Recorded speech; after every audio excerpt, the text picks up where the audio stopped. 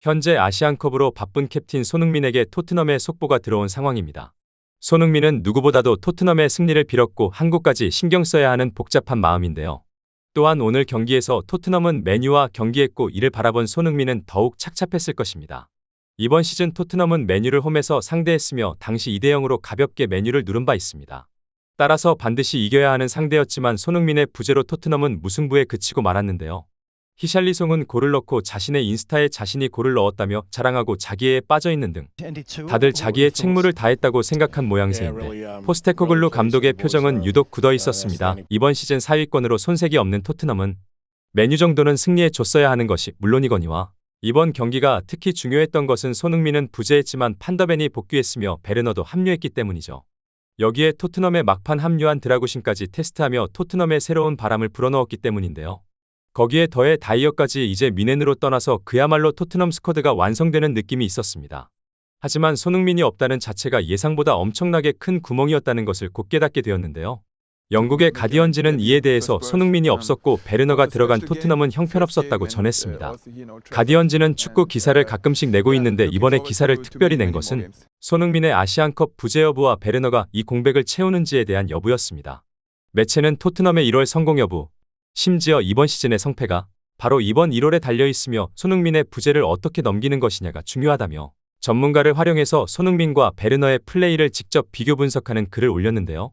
해당 전문가는 베르너가 1개의 어시스트를 기록하고 슈팅을 5개를 했는데 이는 놀라운 일이라고 할 수 있으나 골문을 위협한 슈팅은 단 1개였으며 나머지는 모두 로켓 발사와 같은 슈팅이었다고 비판했습니다. 베르너는 원래 이런 문제가 첼시 시절에도 제기되었는데 아니나 다를까 토트넘에서 또 난사 문제가 나오는 것이죠. 어시스트 1개를 기록하긴 했지만 이 역시 베르너가 잘했다기보다는 벤탄쿠르 개인기의 골이었다는 것입니다. 물론 베르너는 이제 막 토트넘으로 들어왔기에 선수들과 반드시 손발을 맞춰야 하는 상황이지만 슈팅을 5개나 때린 것은 그의 버릇에 가까우며 또한 결정력이 매우 낮다는 것을 더욱 우려를 더합니다. 실제 손흥민의 경우에는 골 전환율이 무려 25%가량으로 PL 최상급에 속하고 있으며 손흥민은 반드시 골에 가까운 찬스가 나야만 슛을 때리는 이타적인 플레이를 합니다. 게다가 손흥민과 베르너의 퀄리티 차이는 동일한 장면에서도 극명하게 드러나는데요. 오늘 베르너가 보여준 손흥민 존에서의 비슷한 슛은 로켓 발사로 하늘로 날아갔지만 손흥민이 아스날전에서 가마차기로 성공시킨 슛은 아직도 토트넘의 레전드 골로 남아있기 때문입니다. 그만큼 베르너는 전혀 기대에 미치지 못하면서 손흥민의 빈 공간을 더욱 느끼게 한 상태이죠. 여기에 브레넌 존슨은 손흥민이 빠져나가자 더욱 정신을 차리지 못한 모습으로 전락했습니다.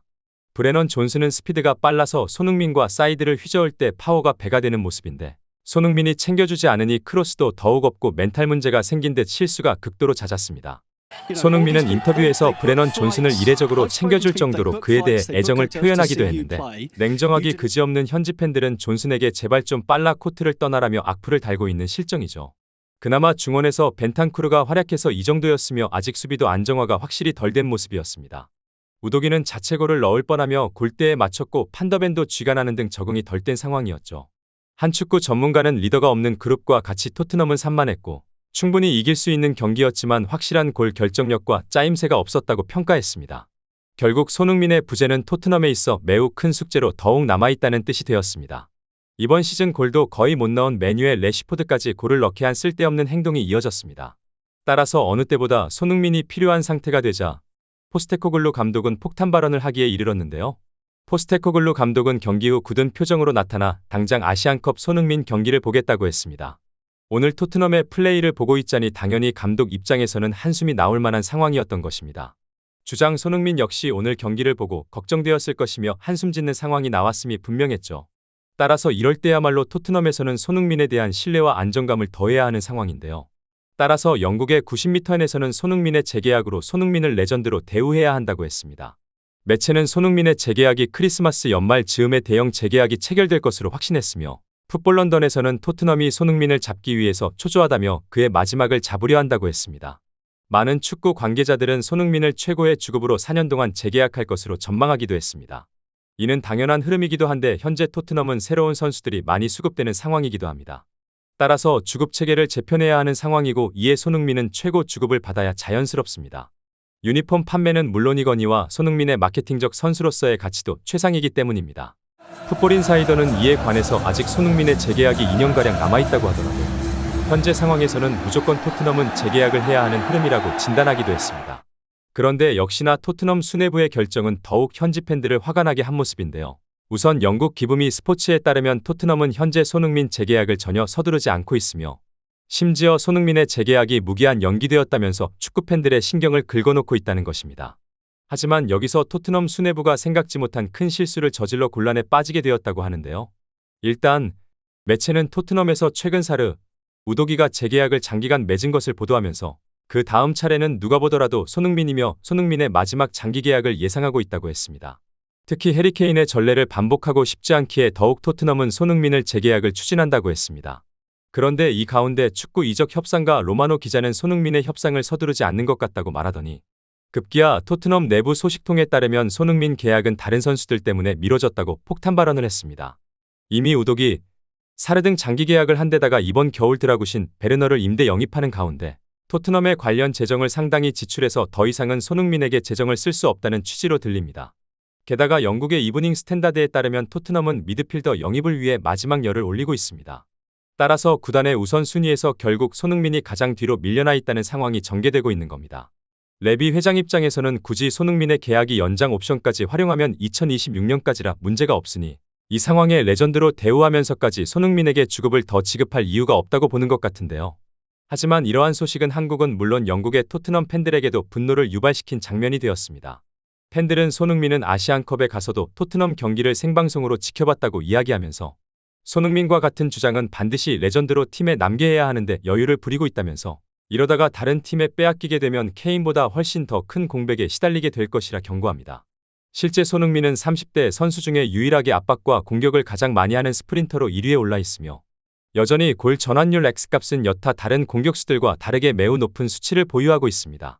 그는 팀에 헌신하고 골만 찾아먹으려는 다른 여스트라이커들과는 차원을 달리하고 있죠. 이만큼 헌신한 손흥민에 대해서 더욱 구단에서 신경 써줘야 한다는 의견이 쇄도하고 있는데요. 하지만 일부 전문가들은 토트넘 구단의 이러한 안일한 태도가 큰 실수라고 지적하고 있습니다. 구단에서는 젊은 우독이나 사르만 장기 재계약을 서두르고 손흥민은 방치해두고 있는데 PL에서 항상 득점왕 순위권에 들어와 있으며 어느 팀에서도 캡틴을 수행할 수 있는 손흥민은 사실상 수많은 빅클럽이 노리고 있는 상태이기에 전혀 안심할 상황이 아니라고 경고한 것입니다. 게다가 손흥민의 주급은 19만 파운드로 비슷하게 평가되는 살라의 45만 파운드에 한참 못 미칩니다. 토트넘 구단에서는 손흥민의 초상권이나 광고 등 각종 인센티브에서 이미 충분히 최상위권이라 하지만 이는 다른 선수들도 마찬가지이기 때문에 조삼모사식으로 주급을 올리지 않는 것입니다. 또한 손흥민은 포스테코글루 감독 체제에서 캡틴으로 팀을 우승시키기 위해 활약하고 있는 것은 사실이지만 만약 이번 시즌에도 우승하지 못하거나 챔스권에서 멀어진다면 한 번쯤 고민해야 하는 상황이 옵니다. 케인 역시 우승하기 위해서 미넨으로 떠난 것처럼 손흥민도 결국에는 트로피에 대한 갈증을 해결해야 하는 것이죠. 결정적으로 실제 토트넘의 빈틈이 보이면 곧바로 노리는 구단이 넘쳐나는 것으로 전해집니다. 풋볼인사이더에 따르면 리버풀은 물론 맨시티 등은 스트라이커와 윙어 보충을 간절히 원하고 있다면서 손흥민은 낮은 주급이 먹이감이 될 수 있지만 레비는 느긋한 시즌을 보내고 있다고 경고했습니다. 또한 사우디에서는 손흥민만 오케이 한다면 얼마든지 수천억 몸값을 지불하며 데려갈 의사가 있으며 현재 아시안컵에서 손흥민은 최고 스타로 여겨지기에 더욱더 중동 지역에서는 다른 움직임이 불 것입니다. 일각에서는 아시안컵 이후 손흥민의 중동 지역에서 몸값은 현재의 2배 이상이 될 것으로 판단된다며 네이마르보다 내구성이 좋은 손흥민이 오히려 몸값을 더 받을 수 있다는 전망도 나오고 있습니다. 이렇게 된다면 현재 레비 회장은 손흥민을 단순히 옵션 계약만 보고 돈을 아끼는 것은 오판이라는 것이죠. 과연 아시안컵 이후 손흥민의 재계약이 이뤄질 수 있을지 귀추가 주목되고 있는 상황입니다. 트래블튜브였습니다. 감사합니다.